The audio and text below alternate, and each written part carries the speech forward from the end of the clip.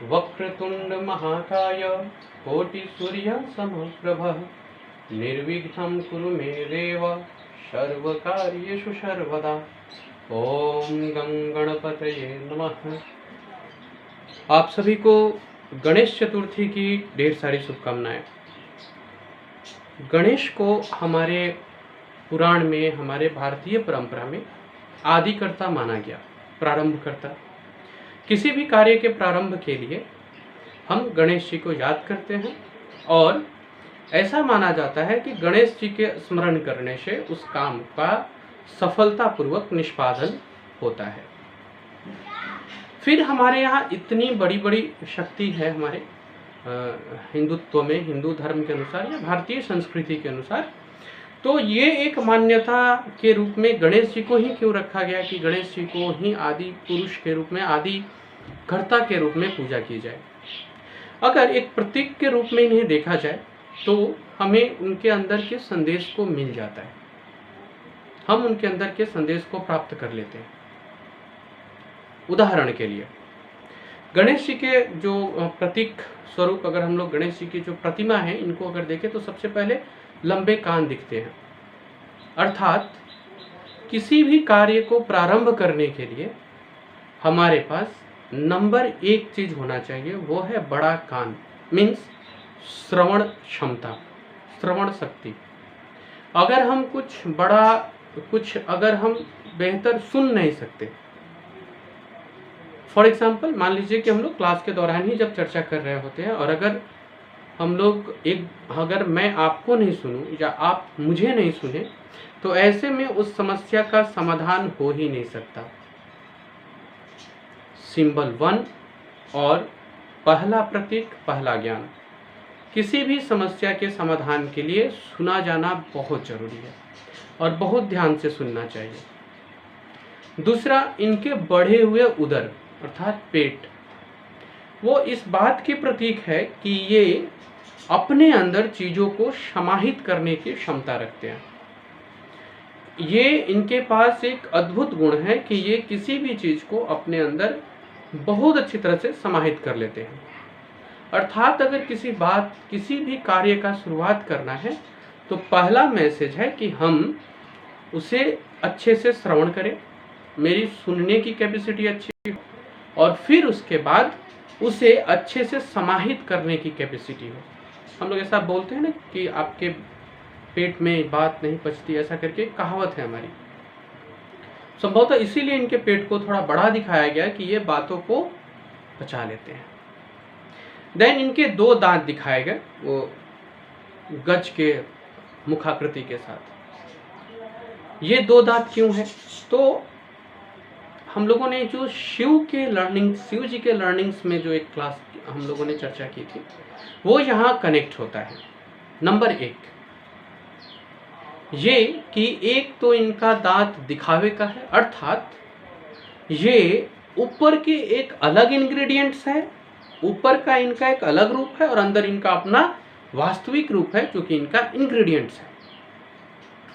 अर्थात किसी भी चीज को शुरुआत करने के लिए हमें अंदर से खाली होना पड़ेगा, मीन्स अंदर का जो हमारा इंग्रेडिएंट्स रहेगा वो एक्सेप्ट करने के लिए रहेगा और बाहर का जो हमारा हाव भाव होगा वो प्रेजेंट करने के लिए रहेगा। उदाहरण के लिए हम लोग लेते हैं कि हम लोग अभी कुछ एक नया क्लास स्टार्ट कर रहे हैं। फॉर एग्जाम्पल हम लोग इकोनॉमिक्स पढ़ना शुरू कर रहे हैं। सबसे पहले तो आपको सुनना होगा बहुत अच्छे से, फिर उसे अपने अंदर डालना होगा। देन तीसरा चीज क्या होगा कि आपके अपने अंदर खाने की एक अलग कैपेसिटी है, वो होना चाहिए। वो जब हम लोग घर पे पढ़ रहे होते हैं, वो मेरा दूसरा दांत काम कर रहा होता है, उस समय हम उसे खा चबा रहे होते हैं, वो हमारा दूसरा दांत काम कर रहा होता है। जिस समय हम घर पे नहीं पढ़ रहे होते, यहाँ रहते हैं, उस समय हम ब्लैंक रहते हैं।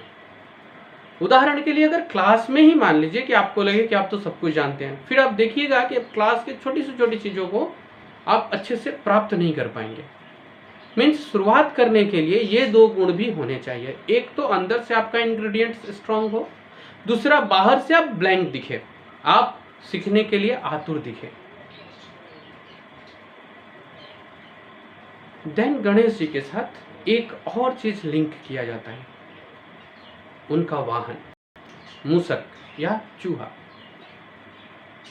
किसी भी चीज की शुरुआत के साथ ही एक छटपटाहट हमारे मन में आ जाती है कि पता नहीं इस चीज को कितना जल्दी मैं प्राप्त कर लूं, कितना जल्दी हम इसे गेन कर ले। ये एक छटपटाहट शुरू हो जाती है किसी भी कार्य के शुरुआत के साथ। अभी क्या होता है कि उदाहरण के लिए मान लीजिए कि मैं अभी दिल्ली के बस में बैठा और अगर मैं अभी से एक हड़बड़ाहट, एक छटपटाहट शुरू कर दूं, कुछ नहीं होगा। पहुंचेंगे तो हम लोग उस एग्जैक्ट टाइम के बाद ही, है ना। लेकिन उस हड़बड़ाहट, छटपटाहट में एक चीज मेरा खो जाएगा, वो है यात्रा का मजा जो मैं कर सकता था। उदाहरण के लिए अभी जो हम लोग तैयारी कर रहे हैं, ये तैयारी भी अपने आप में एक यात्रा है। मैं इस छटपटाहट के साथ आना, इस घबराहट के साथ आना, इस सोच के साथ आना कि मैं कितना जल्दी मेरा सिलेबस कंप्लीट हो जाए, कितना जल्दी मैं इसे कंप्लीट कर लूँ, ये अंततः आपकी हड़बड़ाहट है। जैसे तैसे हो सकता है कि आपकी सिलेबस कंप्लीट भी हो जाए, पर आप उस यात्रा का मजा नहीं ले पाएंगे। और हमारी जो तैयारी है वो यात्रा है, न कि पहुंचना है, क्योंकि यात्रा हम जितना बढ़िया से करेंगे अंततः लक्ष्य हमें उतने अच्छे प्रकार से प्राप्त होगी। ये 5 लर्निंग मुझे ऐसा लगा, जो मैंने गणेश जी से 5 लर्निंग सीखा, जो मैं लगता है कि किसी भी कार्य को शुरू करने के पहले ये 5 लर्निंग के लिए तैयार होना पड़ता है। जब हम लोगों ने अपने इस YouTube चैनल को भी शुरू किया, उस समय भी इन 5 चीज़ों को मैंने बहुत अच्छी तरह से फॉलो किया। श्रवण करना, मैं लोगों को सुनता था YouTube के जरिए या जैसे भी। फिर मैं उस श्रवण में आलोचना को भी मानता हूँ। वेट, उसी श्रवण का एक पार्ट आलोचना भी है। तो ऐसा हुआ, काफ़ी लोगों ने आलोचना भी किया। फिर एक पार्ट आया जब हम लोग उन सभी चीज़ों को अपने अंदर दबा लिए, तब जाकर के मैंने इस एक छोटे से चैनल का स्टार्ट तक किया। प्लानिंग काफ़ी समय से थी, लेकिन बिगिनिंग तब हुआ जब हमने अपने अंदर गणेश रूपी किसी भी कार्य को प्रारंभ किया। और ठीक है, हिंदू लोग पूजा करते हैं, लेकिन ज्ञान के लिए हम लोग किसी भी प्रतीक को एक धर्म तक सीमित नहीं रहने दें। Ganesh is the symbol of starting, beginning, and how to begin, that is very clearly taught by lord Ganesha. बहुत अच्छे तरह से इन्होंने, गणेश जी ने समझाया है कि किसी चीज़ की शुरुआत कैसी होनी चाहिए। फर्स्ट ऑफ ऑल, नंबर 1 चीज़ जो हम लोगों ने किया, एक बार रिवीजन कर लेते हैं। फर्स्ट ऑफ ऑल, सुनने की अधिक क्षमता हो, बेहतर से बेहतर हम सुन पाए। जितना बेहतर हम सुन पाएंगे उतना बेहतर हम निष्पादन कर पाएंगे। नंबर 2, कितना मैं पचा सकता हूँ, अपने अंदर उसको पचाने की क्षमता कितनी है मेरे पास। नंबर 3, मेरा अंदरूनी इंग्रेडिएंट्स अलग रहेगा, बाहरी इंग्रेडिएंट्स अलग रहेगा। काफ़ी बार जब ये क्लास के दौरान ऐसा उभर के सामने आता है, कोई लोग को आप देखिएगा कि उनका ठीक है अंदरूनी इंग्रेडिएंट्स है कि वो जीडीपी जानते हैं, पर ड्यूरिंग क्लासेस वो उससे ज़्यादा दिखाने की कोशिश करते हैं। गणेशा ऐसा नहीं बोलते, गणेशा बोलते हैं दिखे जो वो छोटा दिखे, काम जो हो वो बड़ा हो। अब क्या है कि इकोनॉमिक की क्लास है, कोई एक व्यक्ति केवल जीडीपी जानता है, अब वो हर दूसरे बात में sir GDP sir GDP sir GDP इस तरह से वो करके, और सामने जो व्यक्ति बताना चाह रहा है उनको भी नहीं सुन पा रहे, या उन्हें लगता है कि ये तो मेरी पूरी इकोनॉमी की जर्नी ही समाप्त हो गई। सो दिस इज द खेल। नंबर 4, इनका अपना स्वयं का जो स्वरूप है वो ओवरऑल स्वरूप बिगिनिंग को डिफाइन करता है। नंबर 5, इनका वाहन मूषक। Slow and steady wins the race, slow and steady win the race. अब ऐसा हम लोग काफ़ी कहते हैं कि अभी तो स्मार्ट वर्क करना है, स्मार्ट वर्क का युग है, ये भी एक शब्द बहुत ज़्यादा प्रचलित है, लेकिन किसी भी काम के लिए जो समय है ना, वो समय हमें देना ही होता है।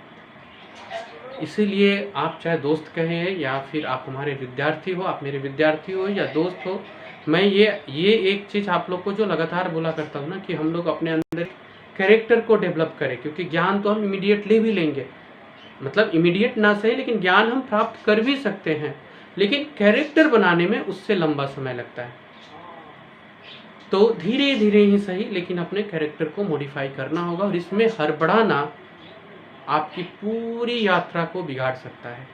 अगर एक ड्राइवर हड़बड़ा जाए तो गाड़ी एक्सीडेंट करा सकता है।